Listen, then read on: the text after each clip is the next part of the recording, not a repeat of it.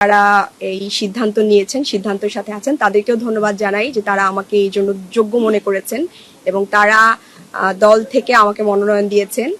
পাশাপাশি আমি জামাত ইসলামকে ধন্যবাদ জানাই যে এই যে পলিটিক্যাল কমিটমেন্টের জায়গাটা, এটা তারা ঠিক রেখেছেন। একটা জোট আসলে একটা কমিটমেন্ট, সেটা দেশের স্বার্থে, জনগণের স্বার্থে আমরা একসাথে কাজ করব, এটাই আমাদের কমিটমেন্ট ছিল এবং জনকল্যাণের স্বার্থে। সেইখান থেকে দেখেন অনেক বড় বড় পার্টি আছে, তারাও জোট করেছেন, কিন্তু তারা কিন্তু তাদের পলিটিক্যাল কমিটমেন্ট বা জোটের প্রার্থীদেরকে, অনেক বেশি সিট থাকার পরেও তারা কিন্তু জোটের প্রার্থীদেরকে ওইভাবে সম্মান করেননি।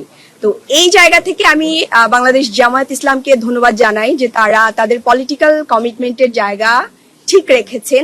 পাশাপাশি আমরা আজকে এই জায়গায় দাঁড়িয়ে আছি শুধুমাত্র জুলাইয়ের কারণে, এবং এটা জামাত ইসলামী এবং জোটের পক্ষ থেকে সিদ্ধান্ত হয়েছে যে আমরা একজন শহীদ পরিবারের প্রতিনিধিত্ব চাচ্ছিলাম। সেখান থেকে আমাদের সাথে শহীদ পরিবারের একজন প্রতিনিধি আছেন, একজন মা আছেন, শহীদ জাবিরের মা আছেন।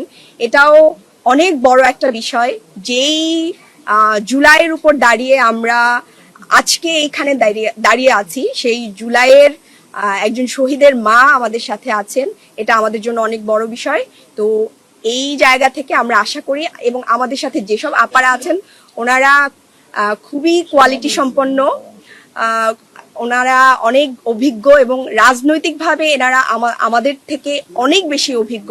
আমি আশা করি এই যে জোটের যে নারীদের পথ চলা, এটা খুবই সুন্দর হবে এবং আমরা নারীদের সামাজিক সুরক্ষা, নিরাপত্তা, স্বাস্থ্য, শিশু স্বাস্থ্য, তারপর এই যে আইন প্রণয়নের ক্ষেত্রে যে ভূমিকা রাখা দরকার, এগুলো আমরা ইনশাল্লাহ একসাথে জনকল্যাণ স্বার্থে আমরা করতে পারবো ইনশাল্লাহ।